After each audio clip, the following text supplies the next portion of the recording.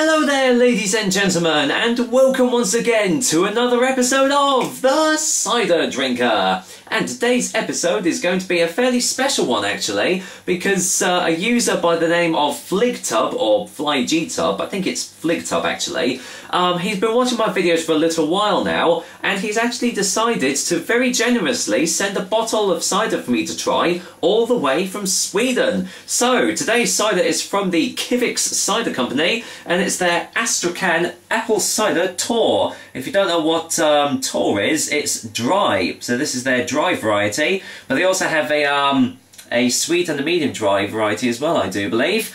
So, yeah. Firstly, thank you very much, FligTub, for sending me this bottle. I really do appreciate it. I love it. It actually came in this big old shoebox here, wrapped in Christmas paper, which I thought was a really nice touch, actually.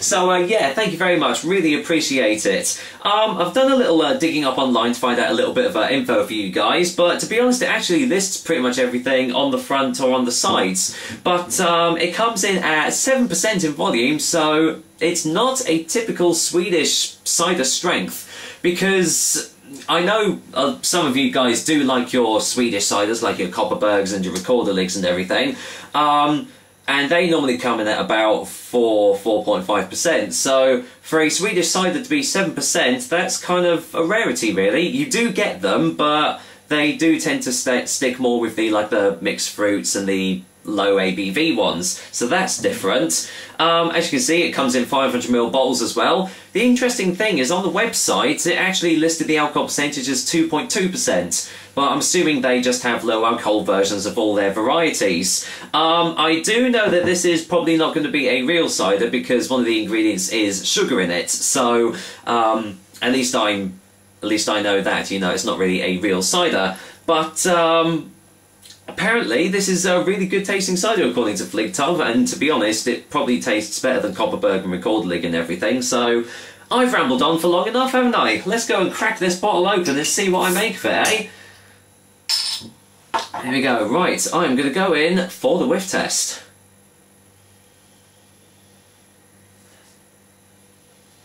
Well, so far that actually smells quite, yeah, almost kind of like a vintage cider, but there's a slight florally note underneath it as well, which is actually kind of giving it a sort of almost kind of like a medium sort of nose to it, rather than like a full-blown dry. But overall, that actually doesn't smell too bad at all, so let's go and pour this in. Don't think there's going to be any natural sediment in this one, but I'll be a little bit more careful just in case. So, ciders from Germany and from Sweden. My goodness me. I'm getting all over the world, aren't I? There we go. Right, let's go and get the colour of Kivix Astrakhan Tor. Well, not a very typical dry cider colour, actually. This looks more like well, kind of almost like a pear cider, actually.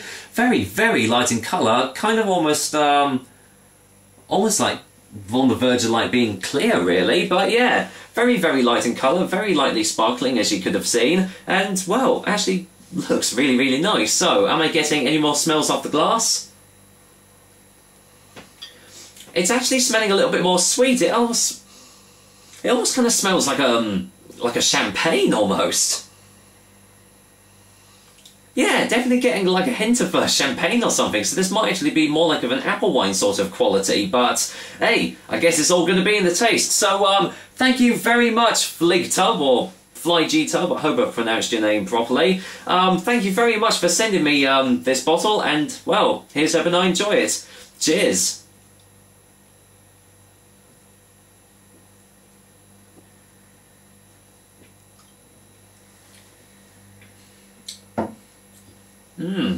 Wow, that's different. Wow. Well, that definitely wasn't what I was expecting. Let me just get in for a second opinion straight away here, actually.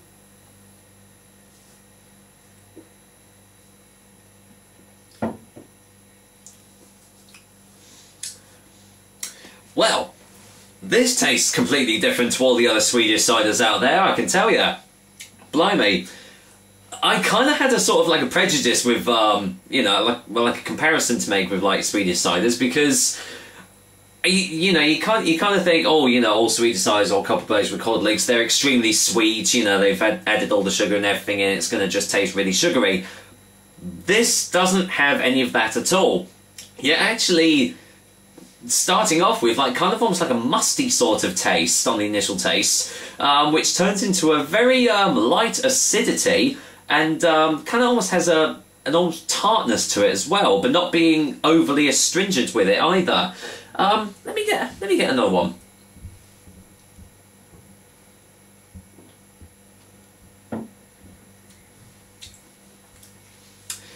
Strangely enough, it still does have the that tastes almost like a champagne, really, which is you know, I mean, it has the colour of a champagne as well, so maybe this is trying to be more like an apple champagne sort of style, which I have had before. I know Bemble with Care's Apfel Schaumwein, that was almost pretty much like this as well. But this one has definitely got a much drier texture to it, but it's also very light in texture too. So it's kind of almost a danger cider, really, because even though it's 7% in volume, it really doesn't taste like it. I mean, this tastes more like a 5 or a 6%er, so not quite sessionable, but easily one you can have 1 or 2 bottles of if you're not careful with it, or should I say, well, too careful. Anyway.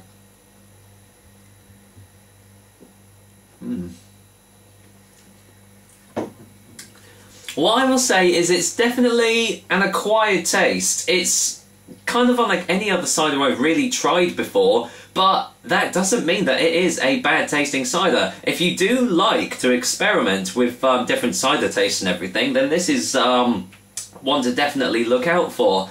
As I've already said, it's probably not going to be to everybody's tastes, but for me personally, I quite like it. I quite like the unique taste of it. Almost, you know, almost like the champagne quality of it, and yeah, I can see this appealing to a few people actually. So, well, the time has come. Let's get a final taste before the final verdict.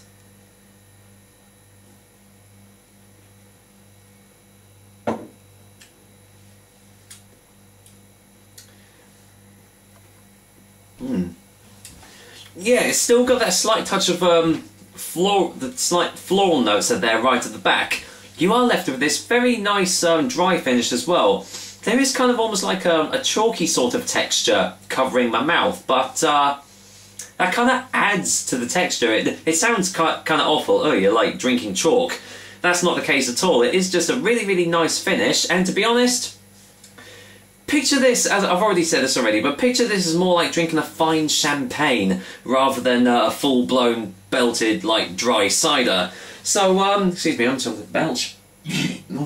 Pardon me, I do apologise. So, yeah, Kivik's Astrakhan episode of the tour gets the thumbs up from me. I really liked this, so, it's just completely different from all the other Swedish ciders out there, so if you fancy a change, go and pick this one up.